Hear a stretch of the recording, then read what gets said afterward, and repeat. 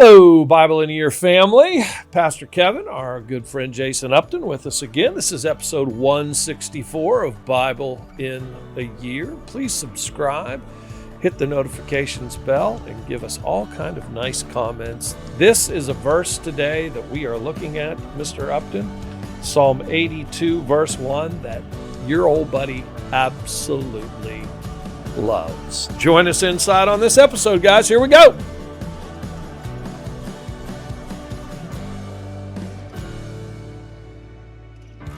All right, Psalm 82:1, Jay, how you doing today?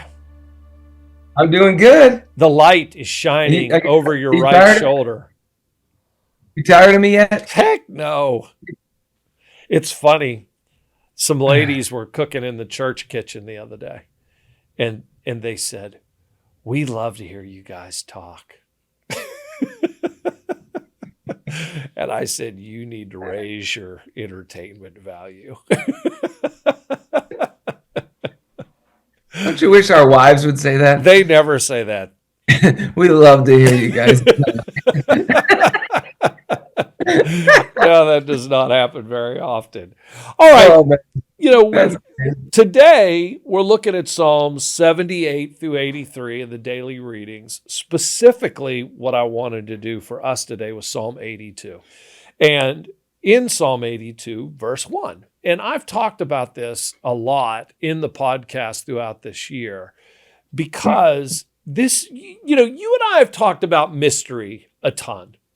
And sure. You are one of the people,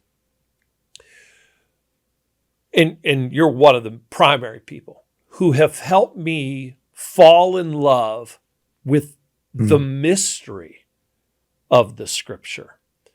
And I'm not trying to be weird by this or, kind of emotionally leading people or manipulative in any way. Psalm 82:1 is one of those parts of the Scripture that are mystery. And a lot of people have questions about the book of Job and the conversation among the angels and Satan presenting himself as well to God. People have talked about, Genesis 3 and God having that conversation. Let us, who's the us he's talking about? Tower of Babel, this kind of seems like there's a conversation going on in some sort of, group or something, some sort of heavenly group. This is one of those verses in the Scripture. And I don't want to get into the weeds on this. That's not the intention of this discussion. But when we look at Psalm 82:1, English, God presides in the great assembly. He renders judgment among the gods. Interesting. Let's insert a Hebrew word. Elohim presides in the great assembly. He renders judgment among the Elohim. So Elohim, name for God, lowercase e, Elohim, name for gods. And that's how that first verse is written in those ways. Now, part of the mystery, who knows? We don't know. And there's such limited Scripture to really base some sort of huge theological argument on this. I just don't think that's fair for our listeners. I don't think it's fair for anybody, but it is a mystery which we can look at.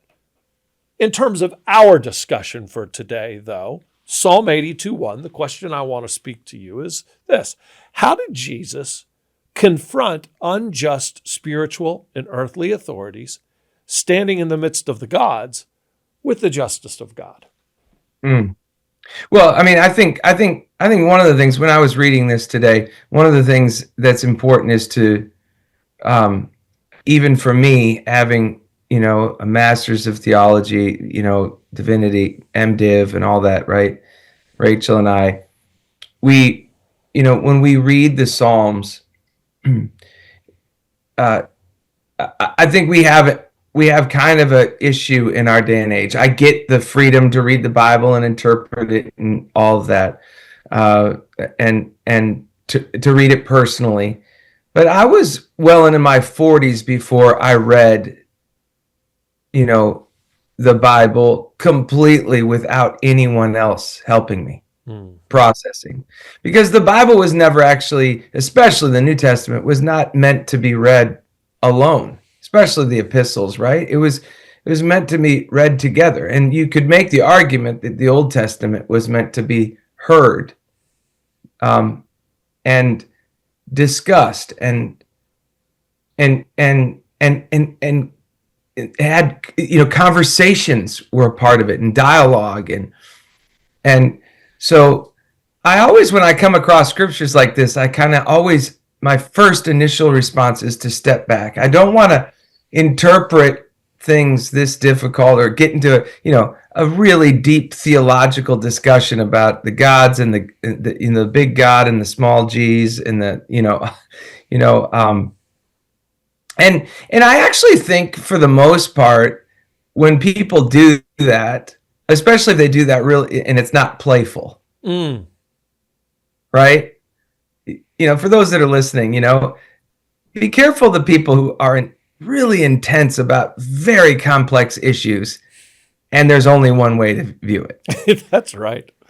But also, be careful of those that don't want to have any dialogue or playfulness about the scripture, because that's actually a part of, rabbinical history, is to have a playfulness and a dialogue and a back and forth. And we're such a monological, one guy, that's first of all, one guy has all the answers, right? And I just don't, so I want to start there. The second thing I'd say is, Walter Brueggemann, who we just, sadly, joyfully, he's with Jesus forever now, and therefore, because we believe in ascension, as we talked about, we believe that he's also with us, now cheering us on.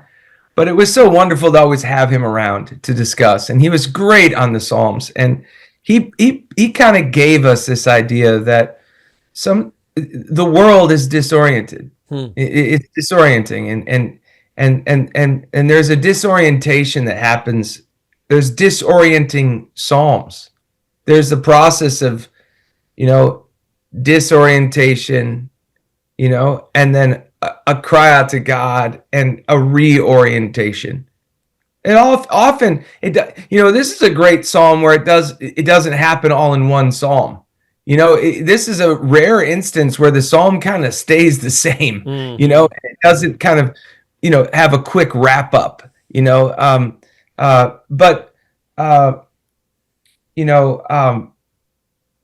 one of the thoughts that I had on this, and I'm sorry to be so long-winded, but dreamers, what Brueggemann said is, in the midst of being disoriented by the fact that, we've talked about this before, that those that are evil seem to be winning, and those that are good seem to be losing, and justice doesn't seem to be happening, and when is it going to be made right? And there's this disorientating, sort of space that sometimes the psalmist finds himself in. And we've talked about that during this Psalms discussion. It's okay to have that. It's okay to have that in church. It's okay to have that in worship. It's okay to sit in awe and in silence. I've been disoriented this week. The man that shot, those politicians in Minnesota, and how disorienting is it to find out that not too long ago he was preaching to people on the goodness of God and the gospel and and all these things, and yet this is the same guy that decides to take people's lives, and these things can be very disorienting. I don't have to say too much to say sometimes just being in church and seeing some of the stuff that goes on and has gone on the last couple of years, it can be disorienting, and we can feel like justice isn't happening.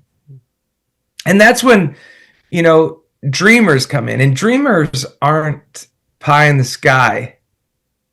Being a dreamer isn't about pie in the sky. Oh, that guy's a dreamer. That's kind of what we do. You're a dreamer. Wow, you're a dreamer. That means you're kind of checked out of reality. There's another type of dreamer that Brugman talks about, and those are the ones that recognize that something's off and something needs to be made right. And they begin to dream in with a prophetic imagination into what could be. And as they enter into that, they actually begin to put action to their dreams, right? And, dreamers, one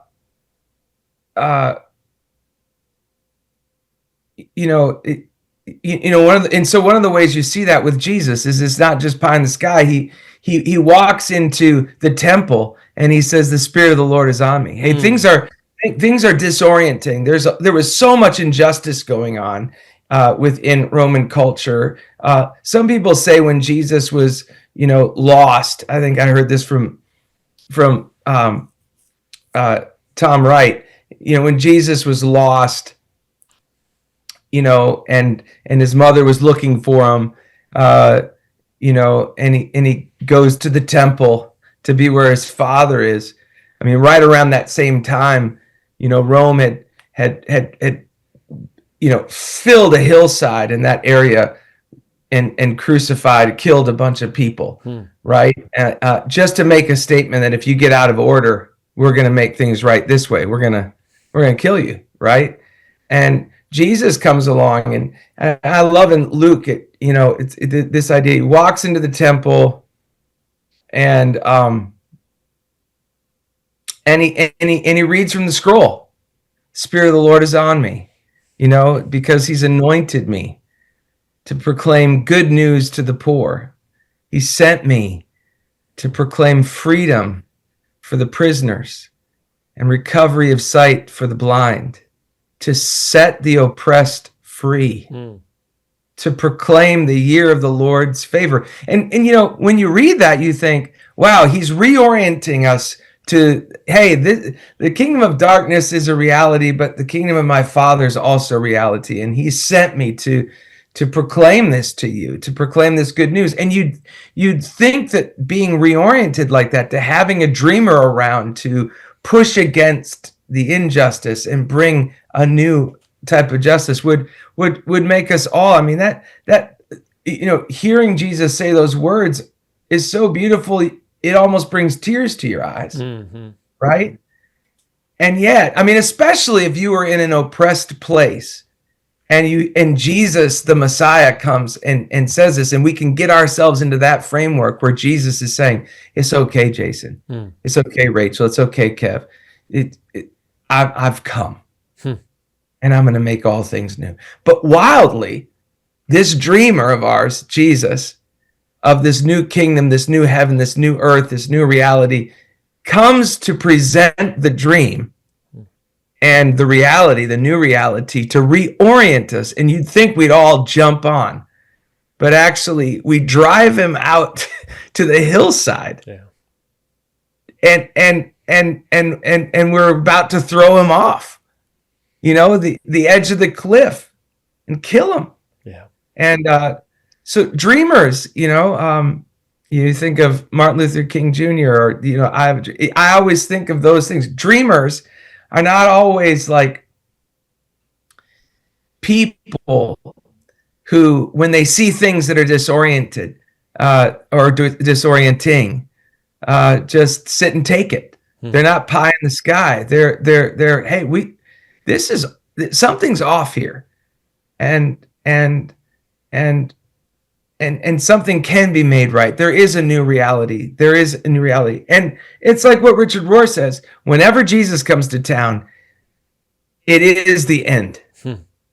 It's the end of an old kingdom, and it's the beginning of a new. Whenever Jesus comes to my life, it's not, whoo, this is amazing. No, it's often the end of my way of thinking, my words. And it is good news. But often, as Buechner used to say, often good news often has to be bad news before it can be good news, right? And so when Jesus comes to town, he says, hey, just like in the Psalms, you have this disorientation, and then this cry out to God, and then a reorientation, which often requires an attitude change. And you see that in the Psalms often. It's like, this is how I see the situation. I don't get it, God, but often you're still God. With Jesus, you see this acted out. Mm-hmm. It's like, this is the situation. My people who are called by my name aren't humbling themselves and praying. They're not living, like we've talked in the past on this podcast, as if prayer is the only way that we can live. They're not living like I'm the main reality. And so things are off. And that's a lot of the way our world is right now. You'd think it wouldn't be that way, but in a world where Christianity has been on the rise for a long time, there's still disorienting things that are happening in our world by Christians, as I just said, by somebody who proclaims the gospel and then goes and murders people. That's disorienting. And then Jesus comes along, and we'd think that the orientation, the reorienting, and the making all things new, we'd all be so, so tired by the evil that we'd want it. But often when Jesus comes to our lives, there's a resistance to it. And so those are my thoughts on that this morning. Chaos is God's among the gods, right? Yes. He's the God among the gods. Yes. Chaos is not going to fight to have order. Right. Chaos is going to work to advance chaos. And you use the example of Jesus walking into the synagogue in Nazareth. And look, everybody's down for him being the Messiah. It goes off the rails when he says what the psalmist says: all the nations are your inheritance. Everything's good until he starts saying, hey, kudos, widow at Zarephath. Kudos, Naaman the Syrian. Wait a second. Not those nations, not those people. And that's the thing. Ultimately, God is the one who brings order to the chaos. And man, that's a great thought for you to wrap that all up. Yeah. About guys is just, I think, is that thought. And it's, I'm just kind of dancing on that. So I hope people will be forgiving for my playfulness here, but it's, I don't claim to know all of it. And I'm certainly not a Hebrew scholar, and I'm not a Psalm scholar or anything like that. But I do recognize that, there are a lot of ways that the little g gods come. And we've talked about it before, but one of the ways is I hesitate to say this because there's kind of in vogue thing right now where people are like anti-seminary. They call it cemetery. They're anti-theology. And often those people that are anti-theology because they actually don't want to be questioned about their interpretation of the Bible, right? Yes. And so they're anti that because they have a theology and they want to be the little God, right? Yep. And ultimately, but with that said, theology is a dangerous space. This is why we have 50,000 denominations within Christianity alone, or 47,000, I think, or something. Because we want to be little gods. And when Jesus comes to town, my interpretation, my this is what Jesus is like. This is what God is like. There's this fine line between being a theologian, studying God, and in the end, becoming a person that controls what God is like. We determine what God is like. We tell everybody what God is like. And God can't ever live outside of our ideas of God, right? But Jesus comes alive, and Jesus is still coming alive. And in the end, we don't control God. We don't get to control God with our minds. He's not a little version of whatever we wanted to make him out to be that we make commodifiable and we sell them on, at Walmart, our little version of Jesus. And so with, theology becomes branded and it becomes a denomination, and there's only one way that God can act. But if we want to be reoriented, if we want justice to come, we need to allow Jesus to come and in power daily to our lives and bring an end to even our ideas of who he is. Let God be God. Yeah. And that's let God be God among the many gods, right? I would say today, let whatever your orientation is to what you think justice is by the denomination that you go to in a church someday, go to another one and let God be God, and maybe adjust your way of seeing the world by just having a different viewpoint. And maybe a viewpoint that wasn't ever supposed to, at least, it was never God's intention, that we all be so separated that we have to go to all these different denominations to get the full view of who Jesus really is. And I think that's what we always do. Guys that preach a lot about sin, often they leave out certain ones that Jesus seems to think are important. Guys that preach on certain types of things in the Bible, then they leave out this other section, and that's part of let God. So I think on the macro level, all I'm saying is when you come to the Psalms, when I look at this, I'm not so much concerned about fixing all of the problems that I see, in the world. What I'm really concerned about is, at least when I come in the morning to prayer, is, okay, God, how can I allow you to remove the idols, the little gods in my own life that are holding me back from allowing your fullness to enter my day, my life, my mind, my heart, my imagination. And how can I allow you to enter? And I don't want to control you. I want to be led by you. I don't want to be the leader. I want to be the follower. And I want to see you for all you are. So good, man. So good. Great thoughts today, buddy. Thank you for that. Guys, join us again tomorrow. Jay's still with us. Going to be fantastic. Going to focus on Psalm 90 tomorrow. But what a great discussion today. Thank you, sir. We appreciate it. Guys, we'll see you tomorrow.